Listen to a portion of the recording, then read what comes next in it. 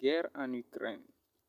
Voici le destin tragique de la ville de Bakhmout que les médias occidentaux n'ont pas voulu révéler. Les Russes, regardez, c'est donc toute cette large zone en orange. Ça représente bien près de 90% de la ville qui est donc désormais aux mains des Russes. Une ville, rappelons-le, qui est totalement méconnaissable, totalement détruite. Regardez par exemple cette image de la ville qui date d'hier. On le voit, Bakhmout n'est finalement plus qu'un champ de ruines. Et dans cette bataille, les Russes viennent effectivement de marquer un point décisif puisque selon plusieurs sources, il contrôlerait désormais un carrefour primordial. Un carrefour situé à l'intersection de deux routes, la T0504 dont on a évidemment beaucoup parlé et d'une autre route elle aussi importante, la O0506 et c'est désormais à l'intersection de ces deux routes, juste ici que se concentre quasiment l'intégralité des combats comme en atteste par exemple cette vidéo publiée par l'armée ukrainienne ce matin. On y voit la 93e brigade mécanisée en train de frapper des positions du groupe Wagner. Wagner qui serait probablement en train de gagner du terrain. Le groupe aurait probablement pris le contrôle d'un collège industriel qui se trouve justement dans cette zone que vous voyez juste là. Alors pourquoi cette zone est importante? Pourquoi c'est ici que se déroulent les combats? Eh bien parce que si les Russes parviennent à gagner du terrain, s'ils parviennent à prendre le contrôle, cette T0504, eh bien, ils couperaient la dernière ligne d'approvisionnement des forces ukrainiennes qui seraient donc bloquées dans la ville sans contact avec le monde extérieur, avec le reste du territoire. Alors, est-ce que cette route est totalement tombée pour l'instant? Les combats sont en cours. Les Russes, eux, ils sont évidemment définitif pour eux. Eh bien, les forces russes ont déjà pris le contrôle de toutes les voies d'approvisionnement de l'armée ukrainienne menant à Bakhmout. C'est Denis Pouchiline, qui est le chef de la République populaire de Donetsk, qui l'affirme. Pour lui, il n'y a aucun doute. Ça y est, Bakhmout est sur le point de tomber, car évidemment, cette route, elle est déjà prise par les hommes de Prigojine. Alors, pour l'heure, impossible de le dire avec certitude, mais il semblerait effectivement que les Russes soient parvenus à gagner du terrain dans cette zone, ce qui serait évidemment un revers cuisant pour les Ukrainiens qui se retrouveraient donc isolés dans la ville sans moyen de s'approvisionner, que ce soit en hommes ou en matériel. Ça pourrait être effectivement l'une des dernières étapes avant un retrait éventuel de la ville de Bakhmout. Merci beaucoup Nivine Potros pour ces toutes dernières infos. Gagner du temps le plus possible. Alors pour quel but, je n'en sais rien par contre. Et puis c'est aussi un point de fixation des forces russes. Tant que les forces russes sont occupées là, en nombre suffisant, elles ne vont pas ailleurs. Maintenant, dans quel état sont-elles? Est-ce qu'elles pourraient encore aller ailleurs? Je n'en suis pas certain.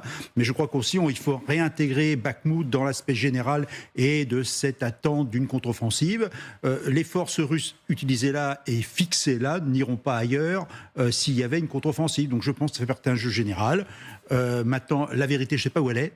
Mais dans tous les cas, le fait est que Bakhmout va tomber à un moment ou à un autre, nous le savons.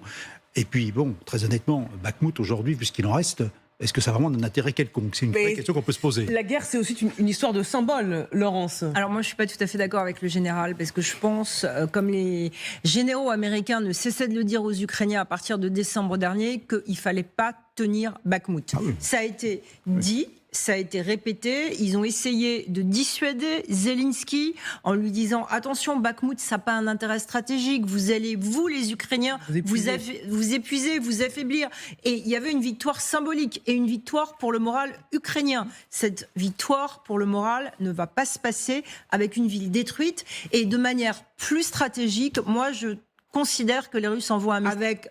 On va la voir, les vidéos de Prigojine qui va parader dans Bakhmout, etc. Moi, je trouve que pour les Ukrainiens, c'est une défaite. Et ils auraient dû écouter, et je le dis en tant qu'éditorialiste sur ce plateau, à un moment donné, il y avait une victoire morale, c'était très importante, et on était tous là en train de dire, ils ont... mais non, mais Bakhmout, c'était le symbole de plein de choses. C'est pour si les Russes arrivent à Bakhmout. Bonjour, voici la mise au point de la guerre en Ukraine. Que se passe-t-il exactement dans la ville de Bakhmout, pilonnée de part et d'autre depuis plusieurs mois? Si les Occidentaux nous mentent, la réalité, elle est tout autre. Les forces russes, comme nous le voyons sur la carte, essaient de repousser les forces ukrainiennes lentement mais sûrement. Comme les forces de Moscou ont pris l'initiative de dégager les forces ukrainiennes de Bakhmut, ceci est sans appel. Voici les gains territoriaux colorés en blanc que les forces russes viennent de conquérir dans la ville de Bakhmut. Et comme nous pouvons le voir, les gains des semaines passées continuent et nous continuons aussi de colorer cela en orange. Ce qui est coloré en orange marque l'avancement des forces russes dans la ville de Bakhmut. Les forces russes viennent de capturer la rue que nous voyons ici sur la carte. C'est une rue d'approvisionnement ukrainienne. Et c'est cette rue que les forces russes viennent de capturer, mettant fin à l'approvisionnement ukrainien. Ce que nous voyons en blanc ici, nous avons aussi la citadelle, la zone de la citadelle qui est aussi aux mains des forces de Prigojine, c'est-à-dire le groupe Wagner. Par cela, l'intersection du nord et du sud est bloquée, mettant ainsi fin à l'approvisionnement des forces ukrainiennes dans cette ville de Bakhmut. Chose rare que les Occidentaux, du moins les chaînes occidentales, n'osent nous dire. Voilà, cette zone de la citadelle est capturée et les forces russes continuent leur progression pour totalement bouter les forces ukrainiennes hors de cette ville qui au début comptait 110 000 habitants. Ce que les chaînes occidentales n'osent pas dire ici, la route de la mort. Cette route de la mort, c'est ça qui est ici en noir. C'est une route qui est à portée de l'artillerie russe. Tous les véhicules ukrainiens qui passent par cette route sont bombardés.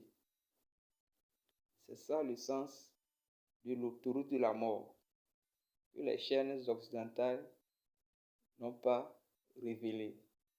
L'autoroute de la mort existe maintenant dans la ville de Bakhmut. Et voilà les gains territoriaux des forces russes ne cessent d'augmenter. En réalité, Bakhmut est presque conquise par les forces russes.